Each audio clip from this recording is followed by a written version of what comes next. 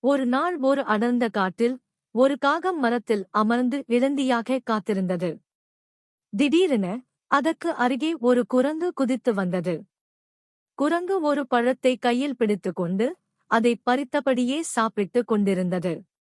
காகம் அதைப் பார்த்து, குரங்கு நண்பா, உன் பழத்தை சாப்பிடுவதில் எந்த பிரச்சனையும் இல்லை. ஆனால் பித்தளைச் சட்டை போன்ற சத்தமுடன் பறிப்பது தவறு என்றது.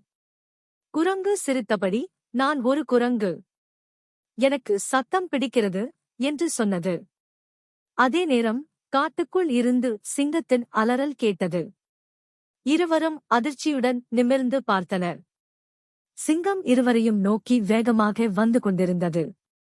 காகம் துரிதமாக எண்ணி, குரங்கு, இப்போது என் தலையில் ஏறி உட்கார்ந்துவிடு. நம்மை உற்றுப் பார்த்து சிங்கம் கண்ணைத் தவறவிடும் என்றது. குரங்கு விரைவில் காகத்தின் மீது ஏறிக்கொண்டது.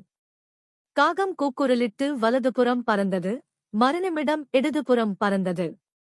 இதனால் சிங்கம் குழப்பமடைந்து வேறு திசையில் சென்று விட்டது.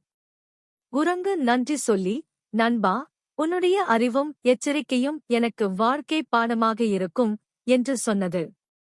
அன்றிலிருந்து குரங்கு மேலும் கவனமாகவும் நிதானமாகவும் இருப்பதற்கு பழகியது.